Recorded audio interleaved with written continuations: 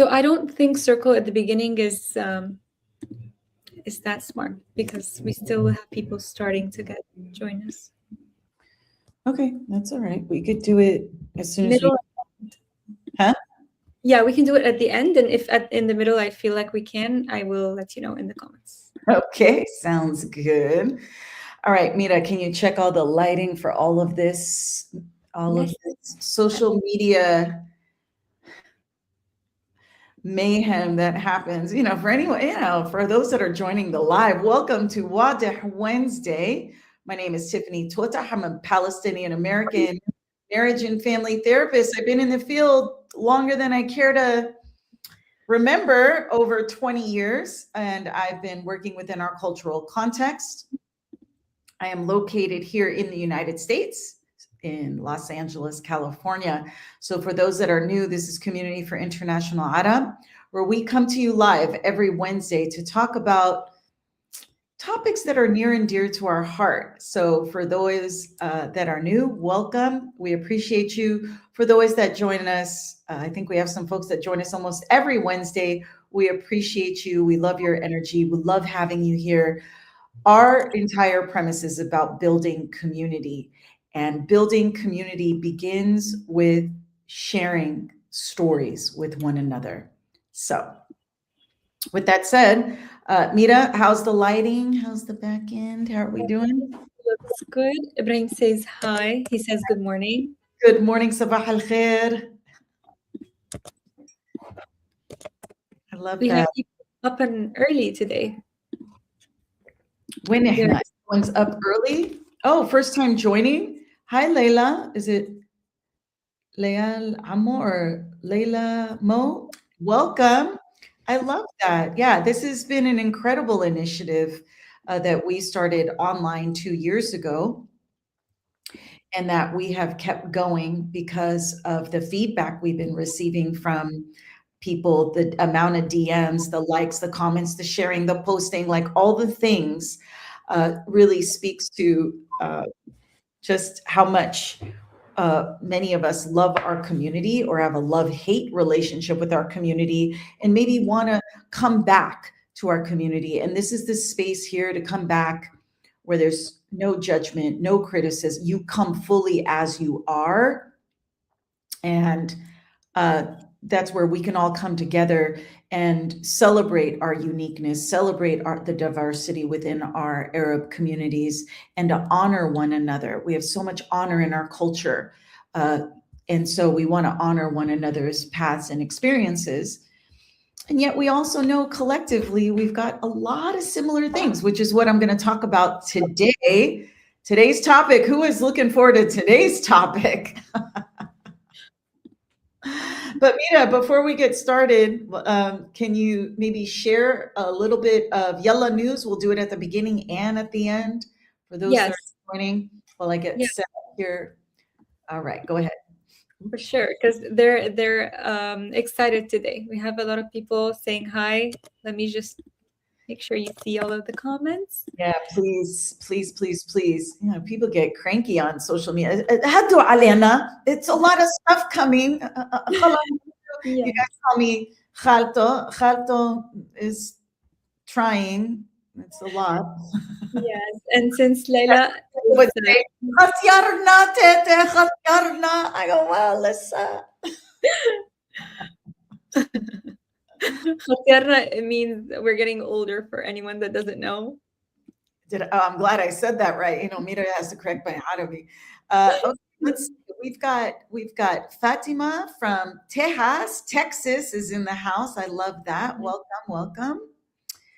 We've got people from YouTube. I think they're coming in. TikTok, Muhammad. Hi. Ahlan. I love when you guys call me Khalto. It's such an honor. Tete, not so much, but Khalto I like. We've got Toronto, Canada, Judd. We've got Nasir, Min Kuwait. One day I told Mira we are going to visit all our members in the different Arab countries. Mm-hmm.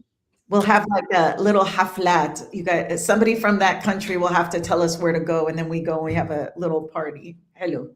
That's right. Yeah. Okay, so let me do some Yala news since we have some people joining us today for the first time. Laila is one of them.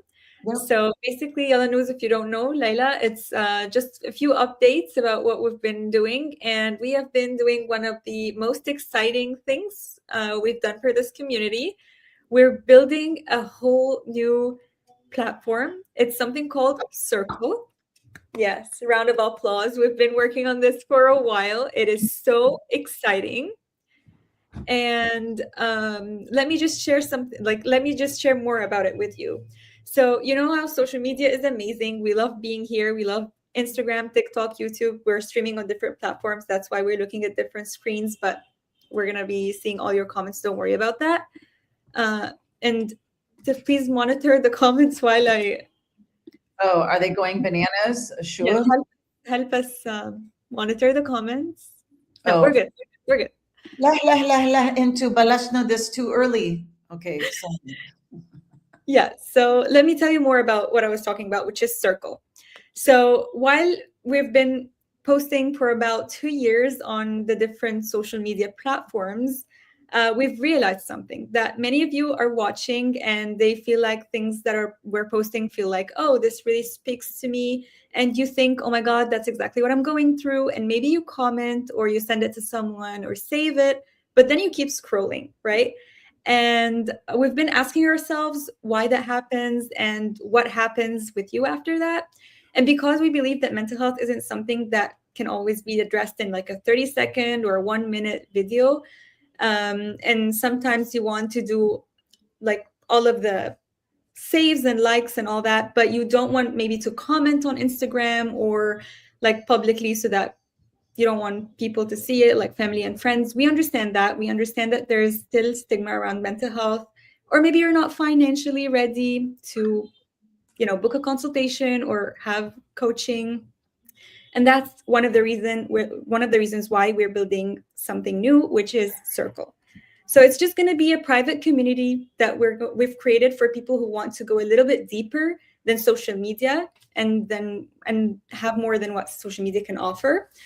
It's not to replace content. We're still here. We're still going to be having conversations with you. But Circle is going to give us somewhere to continue those conversations, right? That's right. And we'll finish around Circle. Many of you are living in isolation. So many of you feel alone. And so social media, it doesn't give you that opportunity to meet like-minded people who want to heal, Arab from all over the world, to connect. And we have had people connect through our workshops, through our groups. And this is what really drove this initiative that we're doing with Circle, is to say, well, more people should have access to one another. And so we are really excited to launch it. And then you will have access to healing, because we're saying it's not just a membership, it's a belonging, it's a healing, it's a connection. And you're going to have so many opportunities to do a lot of emotional health and wellness.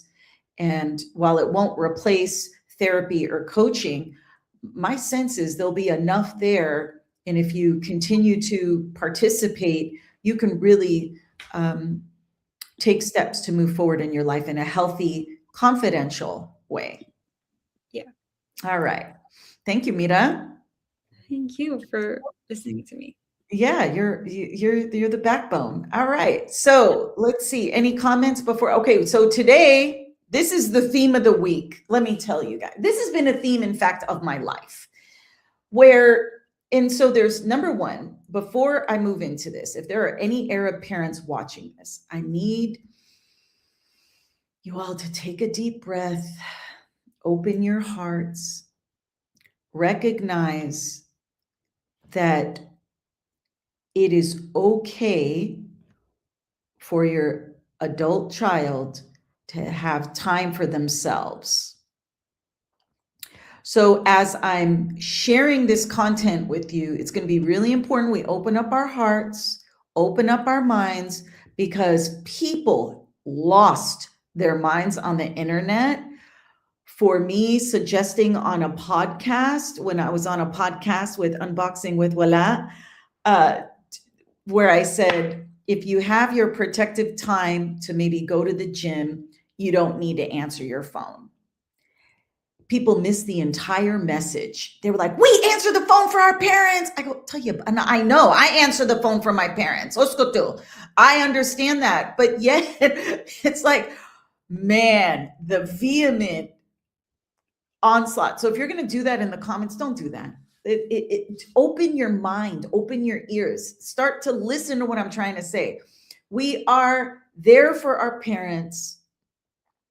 Min ayuna ala rasna, we are there for them. This is not, and don't come at me with this East versus West nonsense. We take care of Adna, believe me, just as much as Into Abroad, okay? If not, sometimes I think Into Abroad have more open minds than the people here. Okay, that was my little Khalto rant, because it's just the defensiveness and the self-righteousness that happens for just suggesting here to give yourself a little bit of protected time. So on this live, we're going to talk about protected time. Now, Western culture keeps talking about boundaries. Ana, I don't want to hear this word. Min wala hada. Ana sikit min boundaries. Okay.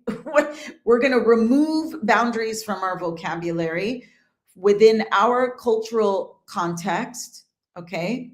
We are going to focus on your protected time, your sacred space, whatever you want to call it.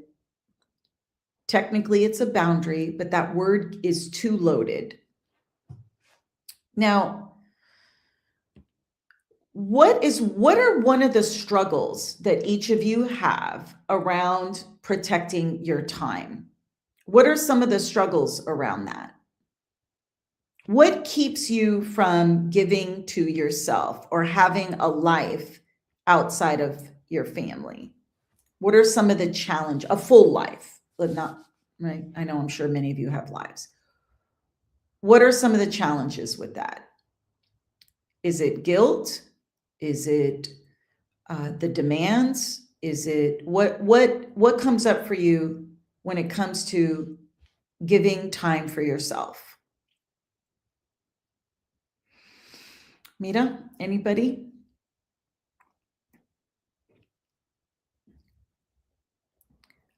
Setting on the phone all the time. Sitting on the phone all the time. I'm not sure what that means when it comes to, it's all the demands. Okay, very good. Yes. Oh, maybe MJ, I'm not sure if you meant like you're on the phone with them all the time. The responsibilities, yes. Lots and lots, depending on where you are in your family's role, many of those responsibilities can fall upon one person in the Arab family system. And you're taking care of your parents, you're taking care of your siblings, you're taking care of extended family, and it may fall upon that one person. Too many things to do regarding the kids and home, absolutely. So I appreciate everyone chiming in around that. So one of the things that before I wanted to share is that the difficulty that I've seen in my practice of 20 plus years with an adult child creating protected time isn't only the child's guilt. It's not just your guilt that you're feeling, that the parent may genuinely have very little outside of the relationship with their children. I think it's important for us as a culture, as a community, to put this in context that many of our parents, you may be their primary source of companionship, emotional outlet. You're their social life. You take them out, you take them to the auntie's house or the uncle's house. You're that person that helps keep them engaged with the social life. You give them a sense of purpose.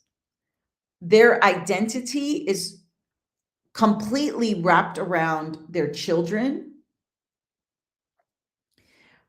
You may be their entertainment, taking them to vacations or taking them on rihlat barra, outside the home.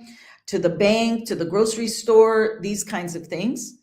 And you may be their only connection to the outside world, meaning they may not feel comfortable doing things on their own, going out on their own, and that they need you to do that. So we know, and then if there's health issues involved, then now you're in charge of their medical care, sometimes the caregiver care. And then you, on top of that, you have your own children, many of you. And if you don't have your own children, and your siblings have children, there may be this idea that because you're single and don't have children, that now everything falls upon you. You guys hear where I'm going with this? So what does that mean for you? So as an adult child, those demands, responsibilities, the amount of time on top of work, many of you have your jobs, or you have university, or you're studying, or you have your own businesses. So on top of all these things, now you're saying as an adult child, I need more time for myself. Because of all the things I just mentioned, your parent may experience it not as a boundary or protected time. They're not even thinking about you. They may experience it as an intense loss, that the child can become the parent's full emotional world. Now that the Arab parent watching this, I am going to highly recommend to you that you find a life outside of your children. Doesn't mean you're abandoning your children. It's to have your own life so that you do not become, that your children don't become your entire emotional world. Now, the question is, what makes you happy outside of your children?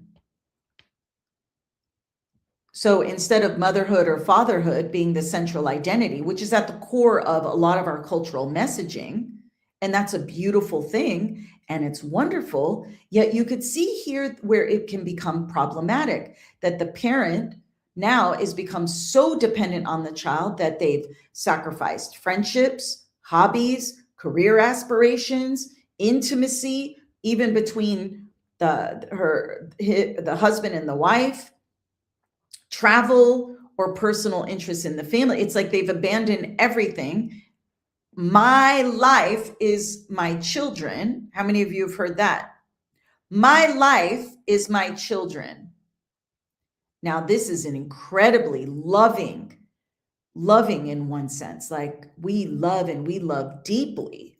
We love our children, but it can also create this incredible burden on the child to be your everything. And I think someone wrote in the comments, and yes, they become selfish. Well, in my experience, yes, that it reaches a point where in my experience, working with many families, that the parent is not even aware of the child's needs, the adult child's needs. It's almost like I don't think they do this consciously. They just don't care. Their need to have their children be their everything is so strong that they can't even see that you're, the dark bags under your eyes, your hair is, and you're like this, they're not even aware of that. Or they'll say, oh, why do you look so bad? Oh, I don't know. Maybe because I'm been your everything for the last year.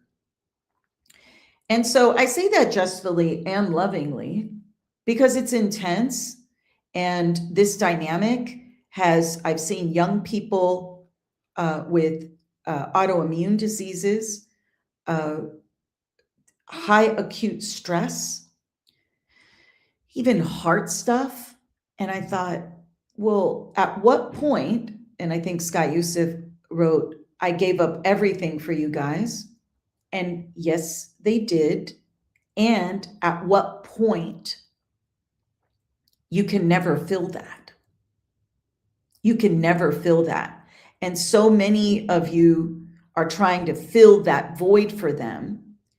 And it's a void you are not that powerful to fill that void. Believe me, I've tried for 40 plus years. Many people have tried. And so you can become responsible for your parents' happiness. They will demand that you become responsible for their happiness. And let me ask many of you that have tried, have they ever been happy?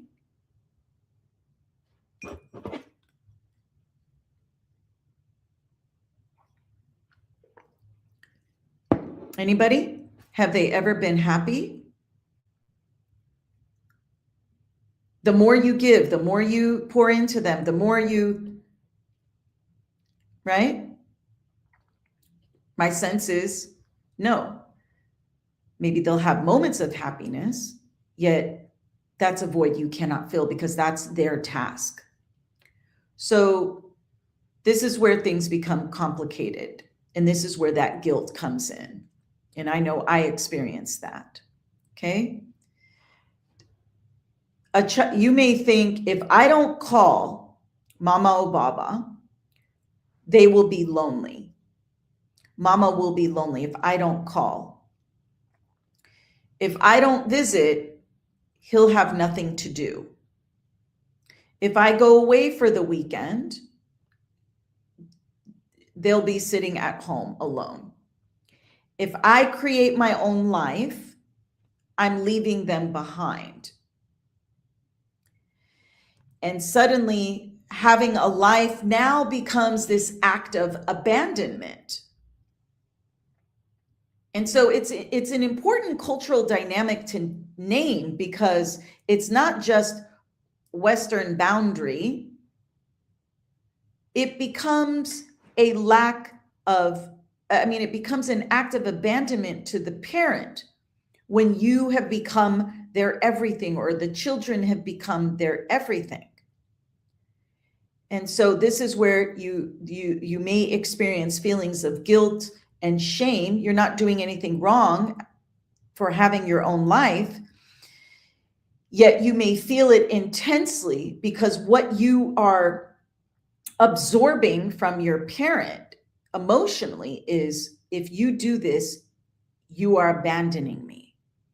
And that's a terrible feeling because no one wants to have that feeling of abandoning people that they love and people that they care about. And the parent may unconsciously or consciously in some cases pull on you to create more guilt so that you are constantly in this vortex of trying to fill a need that can never be filled. And where does that leave you? Now, it's important to reframe all of this in that your parents may lack a life outside of you. Okay, fair enough. Is not evidence that you should have less of a life. You guys, let me repeat that so everyone can really hear this, because this is a message that is one of the most challenging things for me to impart on my clients is your parents may lack a life outside of you is not evidence that you should have less of a life. Now, you can have compassion for their loneliness without making yourself responsible for eliminating it. At some point, they may need to, and then you can offer. How many of you have offered all these suggestions? Go to the community center, join this particular group, go visit Auntie Rima, go have rihla ma'a baba ala wherever. And you're making all these suggestions to get them to maybe have more of a life. Mom, the gym, or you love art, go take an art class. Mom, you would be great. I'll pay for it, right? Whatever it is.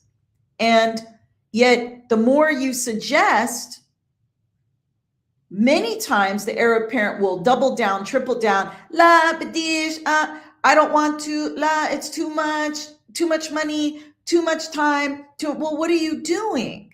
Then you get into this power struggle with your parent. Like, well, what are you doing anyway? Okay, طيب منيح فهمنا. We all understand. Many of you, I don't even need to tell you all this. You are hyper aware of this dynamic. What we're doing here is to give you some permission to allow yourself to have some protected time. Because why is this protected time important? Well, it's important because your protective time isn't taking time away from your family. What you're doing is you are creating an intentional connection while also allowing yourself to have a life. So it's important for all of you to understand, the more you can have protective time for you, give to yourself, the less and then more intentional connection with your parent.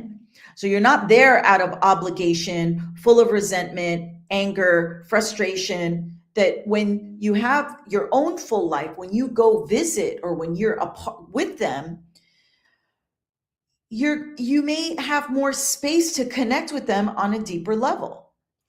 All right, Mira, you gave me the little time to answer some questions. Yes, we have a question, but also I'd also like to add, this is one of the reasons why we said circle, because now that we're talking about it, we are all relating that yes, they're just how they are. They might never change. And if I may add something, my grandma just said yesterday to my mom, she was like, my mom and her siblings would always go visit my grandma, so that every day of the week someone is there. So she would tell them, she would always be depressed and sad even when they're there. So they're asking why, like we're here. She says, yeah, but you're leaving. So she's not gonna enjoy even when they try to still be there every single day, because her brain is just like, you're leaving anyways. Mira, So can you say in Arabic what your tete, what your grandma said? hatimshu. In this energy, hatimshu. You're leaving at the end. That's so sad. Even I felt that. I was like, no, haram, dashruhash. Be right. Do you see that pull? That pull, it's right. That's Yeah. where we get hooked, is in that I can never please you or Mhm. fill this for you. But I even felt the hook. It's like, Yes. oh, I just envision Right. grandma. How old is your grandma? Just out of curiosity. I'm not sure, but I think she might be 70 something. Okay, not that old. Yeah, she Okay. could do things by herself. She still can. Like she can, but she does not want to. Okay. That energy felt to me like she might have been 96. I know. You're so right, because that's what we say all the time. They always tell her, "You're not that old. You can still do things," and you got it from just one sentence because of the energy. You can tell how she says it. It's like as if she can do nothing and they're leaving, and that's not true. It's just in her mind. What's interesting is I remember telling my grandmother, now Teta, what she was 70, she was about your grandmother's age when she passed. Yeah. And for a variety of reasons, she did not take care of herself. And Allah yarhamha Teta, she was awesome. But Teta, it was like Teta hit 50 years old and she was young. She got married at like, I think 13, had all of her kids before 18. And so when Teta hit 50, it was like life was over. I'm thinking I'm 55 and I feel like life is just beginning. I was like, Teta, what happened? You're 50 and then that's it. So there is this, maybe this messaging that once they reach a certain age, again, here every day somebody is with her and it's still not enough. Yes. Yep. I mean, thank you for that example. Now it's go ahead. No, if please. I may add, the reason why I also said I'm saying things about circle, because here we can have my mom and her siblings have it, like they can sit and be, we understand that we're doing our best and we have to have boundaries and we have to have our times, and but if they don't get into the habit of like seeking mental health or like seeking talking about this more and being in an environment where they understand that some other people have the same experience and they can relate, and then they can ask questions, and then they can actually build something in them that makes them stronger, and not every time she says, a word, they feel the guilt and the cycle continues. That's why we say circle, because you can sit here during the live being like, I agree, this happens with me too. I understand, this is exactly what my parents are like. But if you just take what we're saying and just resonate and relate, and that's it, then you're not going to change anything about your life. You're just going to continue in the same cycle of guilt and shame, and right? Oh, Mira, I mean, thank you for that. So, and I think what happens after you give yourself permission? So so we're all aware. That's one thing in working with within our Arab cultural as a coach, as a therapist, one of the most aware groups of people ever.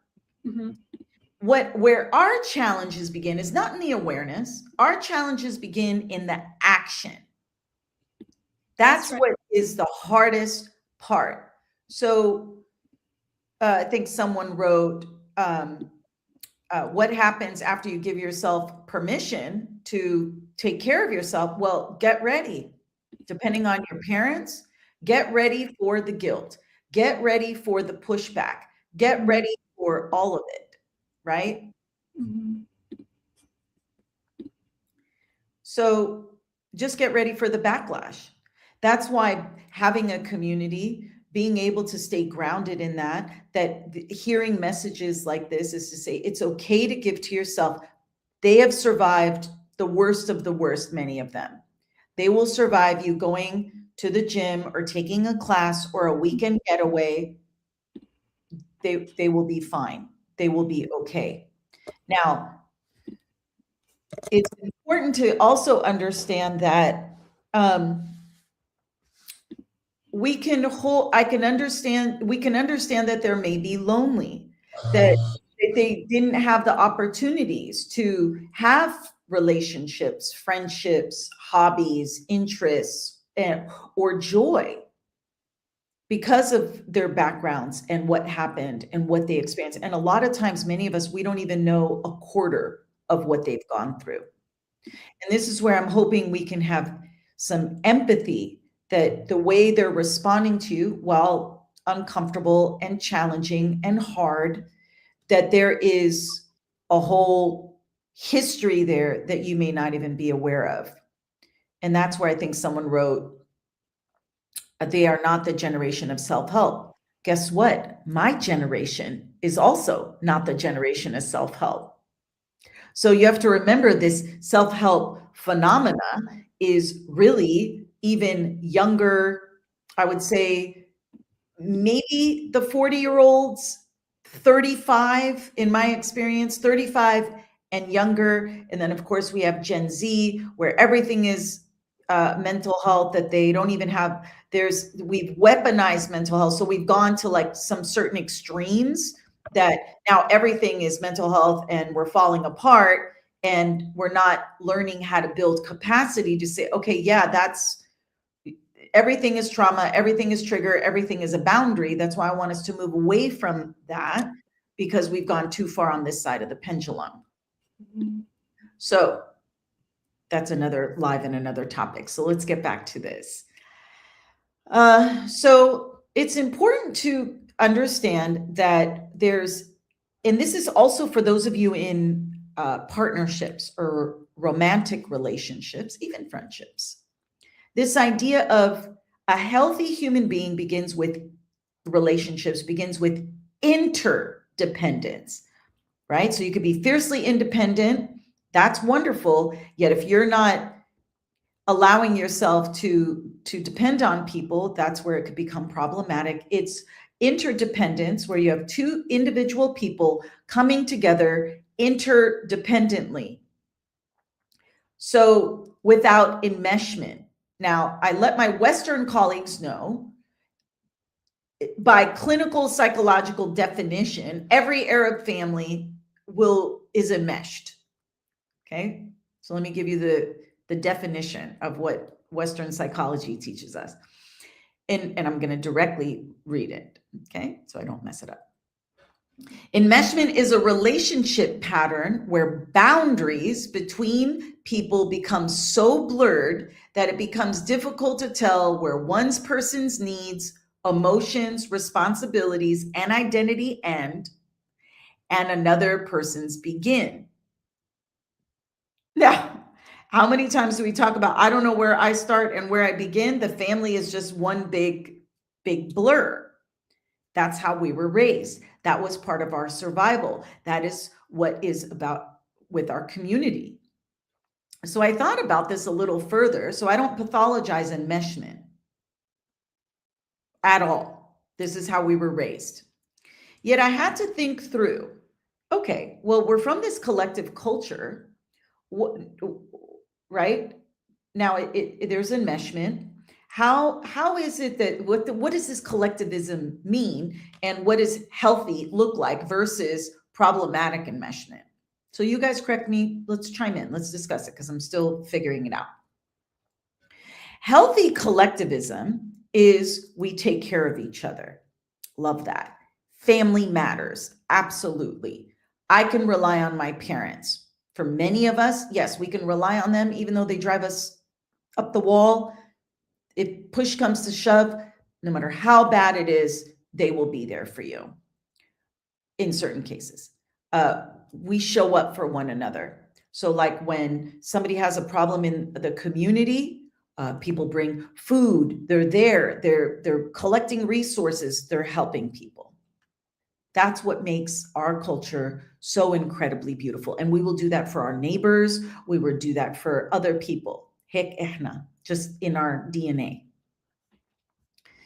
Now, enmeshment, so take a look at yourself, goes a little bit further than those concepts. If you're upset, I'm responsible for making you feel better. If you make a decision I don't agree with, you've hurt me. This is the biggest one I see. Many of you want to make decisions to live abroad, to go marry somebody you want to marry, to live your life. And parents will literally say, if you make that decision, you are killing me.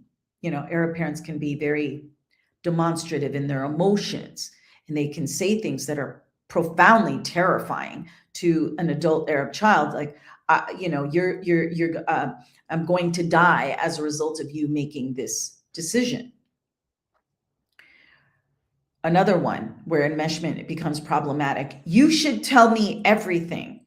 How many of you in that moment of vulnerability, even though you had awareness for many years, the moment you tell your parent everything, what happens? Now, typically what happens is the Arab parent will say, you should tell me everything. And then when you tell them, they flip out, they have an emotional reaction, they internalize your pain, and then you regret your life choices and even sharing anything. So this you should tell me everything is a marker where if you have historically not felt safe with your parent to share everything, probably a good idea to protect your time, your space, your energy by not sharing with them everything, because they cannot handle it. And that's okay. That's where they're at. That's part of the loss. That's part of the grief process. It's part of your healing, right? The next one, your choices reflect the whole family. Now, think about the burden. Now, for many of you, it affects the whole tribe. It affects the whole lineage. It affects the entire country, right?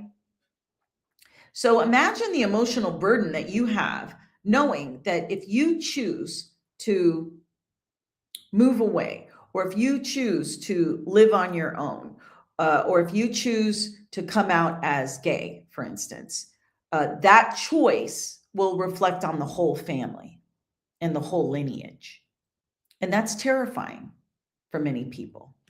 And I get that. That's why we don't pathologize it in here. You shouldn't need a separate life from us. How many of you have heard that? Why do you want a separate life, Minna? Why? What? Our life isn't good? We haven't provided for you? We haven't sacrificed our life for you? We've done everything for you, and now you want to live a separate life from us? again, it's that all or nothing thinking, that if you separate your life, that they see it as a shunning of the life they gave you. And I always try and impart upon Arab parents, gently and lovingly, it's because you gave them such a good life that they have the ability and the privilege to create their own life, not separate from you, but enhancing what you have given them. It is very hard for the Arab parent to internalize. And in fact, I had a long discussion with my mother about this not that long. Mira, I think we still have a video on that. We should post it one day. A long conversation with my mother about, I said, Yama, if we can pour into you, pour in and pour in and pour in and pour in, and you did such a good job that when we create a separate life, that's not because we don't want to be with you. It just means we have the privilege and the experience to have a more full life so that we can spend more time with you. That's quality, that's connected, that's loving. For my mother's generation is like 75 plus, very difficult for them to internalize that. If you live your life, you're rejecting us, and they will straight up tell you that. You're rejecting, you're leaving me, as Mira's teta, you're leaving me. Your happiness is my responsibility, and my happiness is your responsibility. Well, if you're in a partnership and if you think your man or your woman or your partner is going to make you happy, that's an inside job. Each person has to take responsibility independently to create that joy within their own life. And then your partner also creates that joy in their own life, or the family member. And then together, interdependently, you join in that joy. But if this person is miserable and you're still in your joy, for you to sacrifice your joy for their misery just breeds more resentment. It breeds more guilt. So what does it feel like? You may experience guilt. I feel terrible for choosing myself. Hyper responsibility. I have to make sure everyone is okay.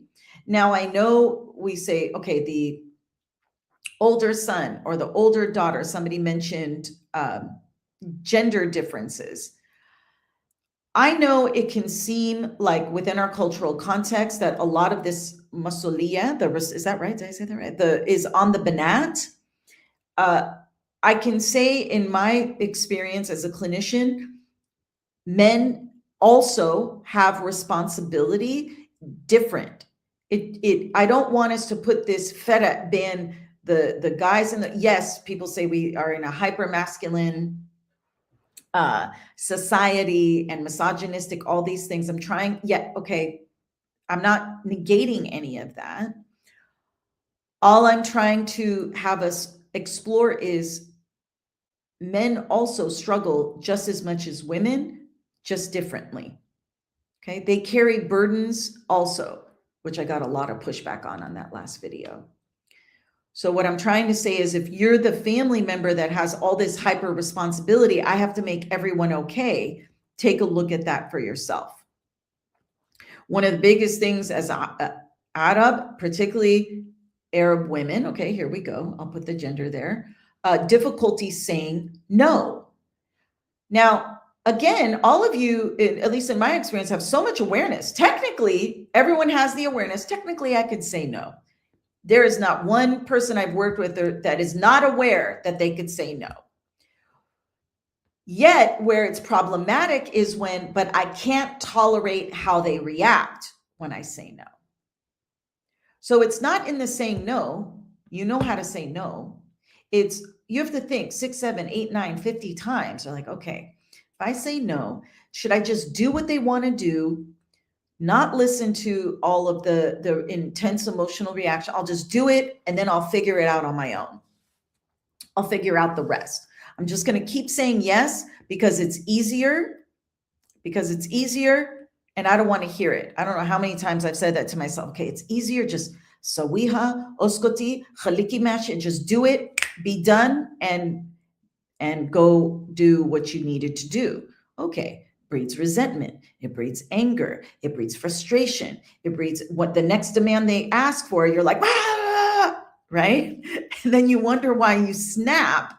It's because you may have been benefiting yourself to say no maybe a few more times, tolerate their discomfort, but instead we override all that, which then you snap, then you feel bad. You're like, oh, I don't want to be that person yelling at my parent, and then they feel bad, you feel bad, and then nobody talks about it. You eat the mahshi and everybody is moving forward until then. And then you do the apology tour. How many of you do the apology tour?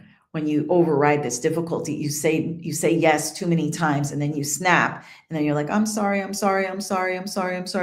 then the parent takes no accountability for all the demands they placed on you. Okay. Now, if you think you're going to have that conversation, just focus your energy on you.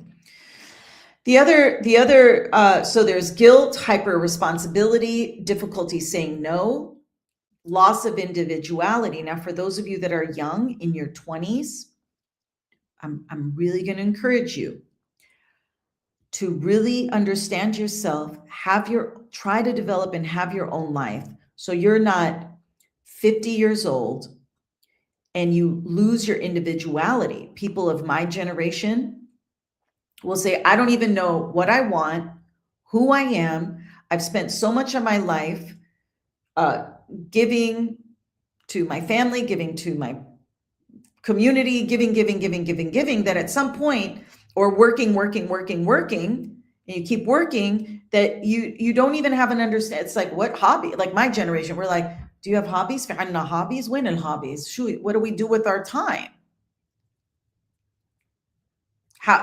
Who are we outside of being of service to everyone and everything in our life? And I'm telling you that, no, try not to go down that road. Have a full life. Start early, because it gets harder as you get older. You don't have the same energy. You really have to pull yourself up by your bootstraps all the time to try and get out of the house. The next one is fear of disappointing people. So if you want to move away, marry, travel, change careers, if you're an engineer or a doctor or a lawyer, the prized career, and you're like, I hate this job, I want to move to another career, you're going to disappoint an entire community, because you may be the king or queen of medicine or lawyering or engineering, that in you making that career change to art or music or something else, you're going to disappoint a lot of people. If you're on this healing journey, you're going to disappoint a lot of people. That's when they say do the work. Well, the work is disappointing a lot of people. You may want to prioritize, for those that are married or in partnership, you may want to prioritize your partner. One of the things I hear from non-Arab couples is one of the biggest points of contention is the partner is not prioritized, that the family is prioritized. And that also breeds resentment. And I let all the young couples know, you and your partner are the number one priority. Now, saying that is like sacrilege in our culture. And I said, well, the health of your marriage is going to be where the two of you really need to have some hard conversations. And this is also between Arab as well, to have some hard conversations about, what does this look like in prioritizing our marriage, our children, and then what does the rest look like? Okay? What does the rest look like? Now, that's a conversation between you and your partner, because you want to minimize the resentments in your marriage. That's a priority, not just for you, but for your kids. Because people always talk about intergenerational trauma and cycles. Well, guess what? Like, of course, you keep pouring into, then your kids are needing to pour into you. And there's all this all this people pleasing and giving, and no one's prioritizing each other, well, that becomes a problem. Let's see. All right, let's finish up, because I think one question I want each of you to leave with this live. We'll do a part 2, because this is a lot. Think about, for just one moment, take a deep breath. If your parents had a full, meaningful life outside of you, how much easier would it be for you to live yours? Okay. If your parents had a full, meaningful life outside of you, how much easier would it be for you to live yours?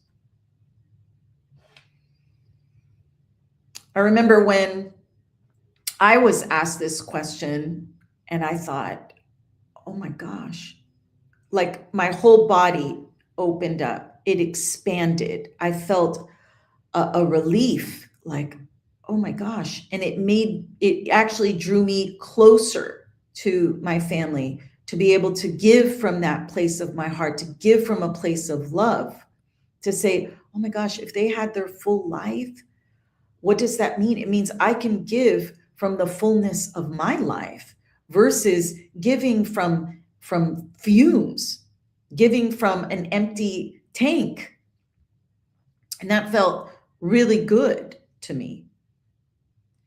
And then the question was asked, if the parent whose life, so if you're the parent whose life revolved around your children, what parts of yourself might be waiting to come back? Now, your children are fine. This is about unhealing some of those wounds, to say, I always wanted to be a writer. I always loved art. I got married young. My whole life became my children. So even as a parent, can you return to those parts? Can you give yourself permission to explore those parts of yourself? So this conversation, what I hope all of you will take from this today, is that it's not, how do I set boundaries with my family? I don't want to hear that word here, period, really. It's, how do we build healthier lives and relationships across generations? And the most important distinction here is, I need you, you need me, yet we're still separate people. And really move away from, if your parent is saying, the parent is saying, if I'm not okay, you're not okay, that's, what do you guys say? Red flag. That's okay. In that, you don't talk to them about it. They're not there yet. You make it an internal, okay. Just because mom's not okay, mom may never be okay, dad may never be okay. My sister or my brother, they may never be okay. How do I take a deep breath and say, I cannot solve that for them? The only thing I can do is to continue to build a life, to stay grounded in who I am, so that I may be able to stay as present as possible without fixing. You cannot fix it. No amount of money. I come from a family of means. No amount of money. And I've worked with many, it doesn't matter about money. I work with plenty of people whose families have tons of money. Not a money issue. They have plenty of resources to create fuller lives. They choose not to.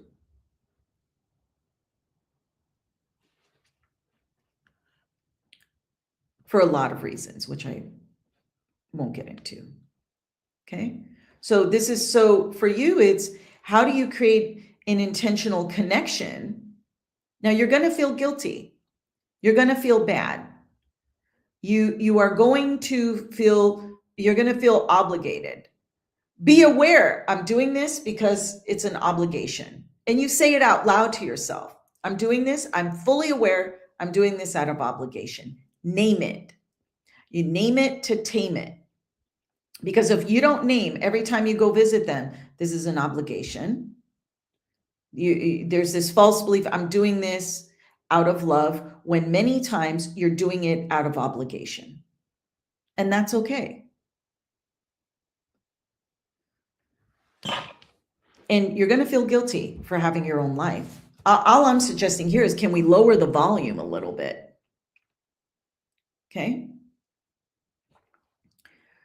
We have to remember within our Arab families, another important distinction, which is availability is not the same thing as connection. So you could be fully available to your family. That's not connection. And in fact, when you're constantly available to your family, you may still feel emotionally completely disconnected. That's what I'm encouraging all of you to perhaps take a look at, to say, if I use some protective time for myself, and I within our cultural context, I could tell you, in my experience as a clinician, we don't need much.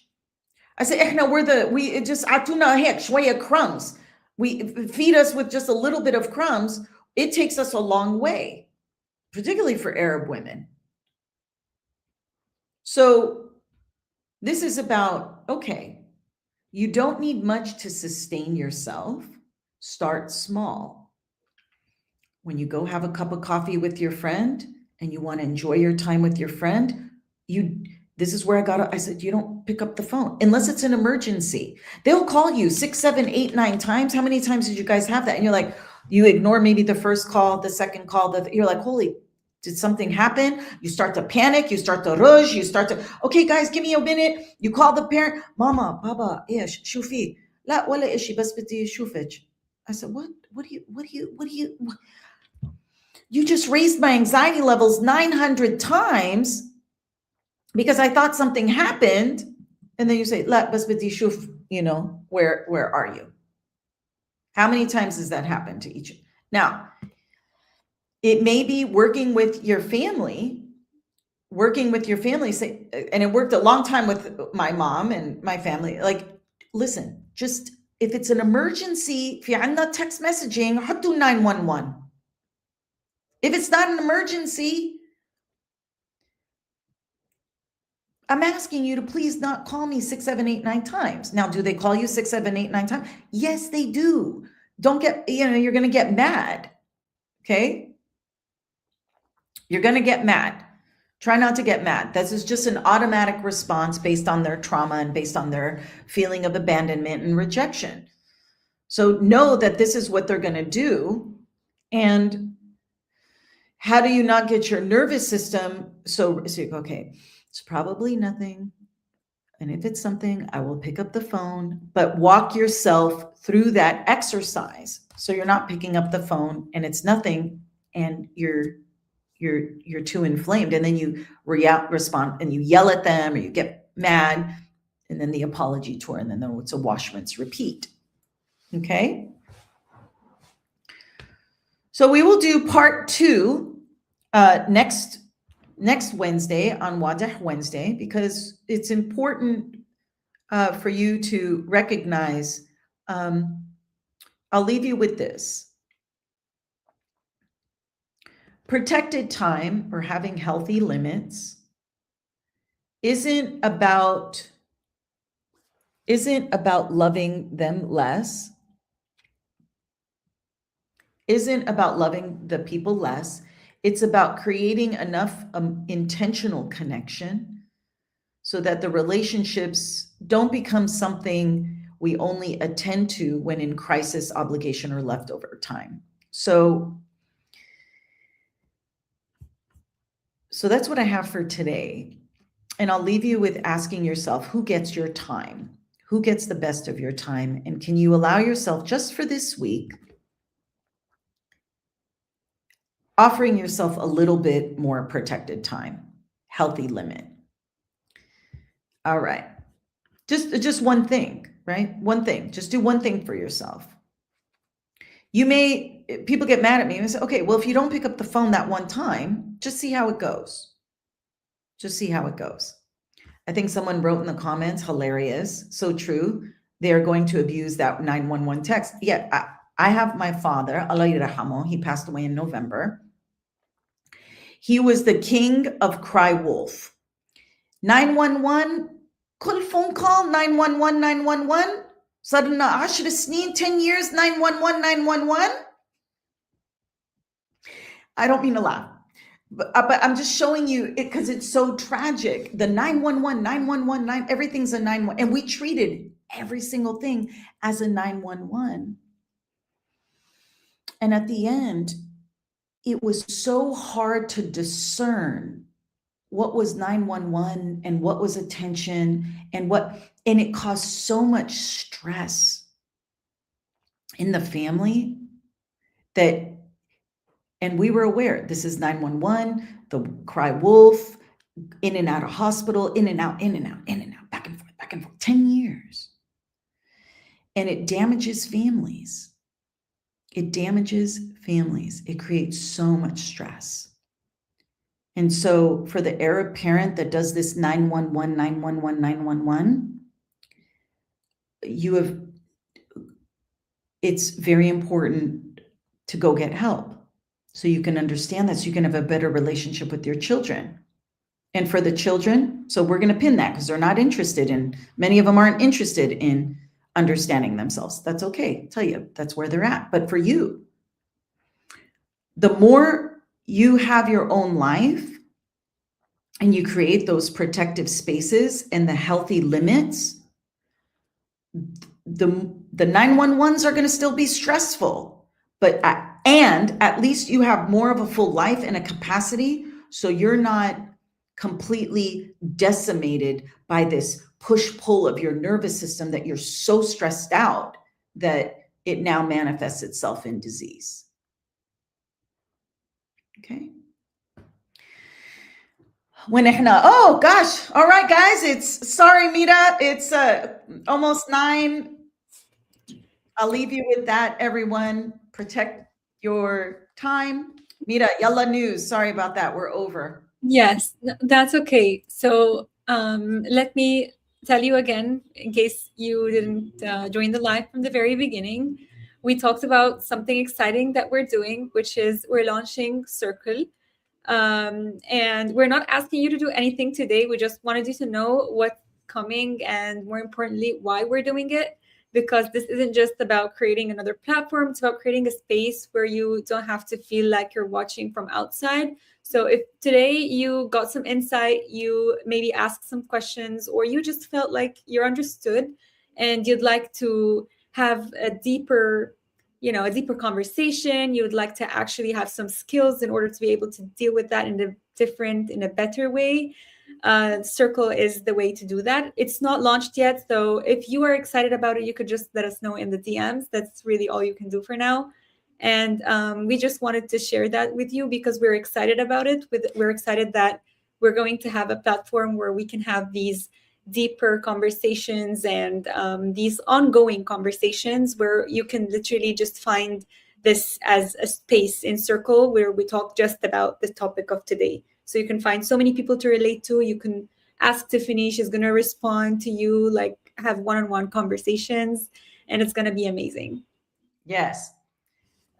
Thank you, Mira. I appreciate that. The other thing with Circle, and I'm going to be very transparent, there's been lives on TikTok where there's a censorship, and I've been shut down, not once, not twice, suddenly, I don't know how many times, where just talking about our emotional health and wellness somehow is problematic.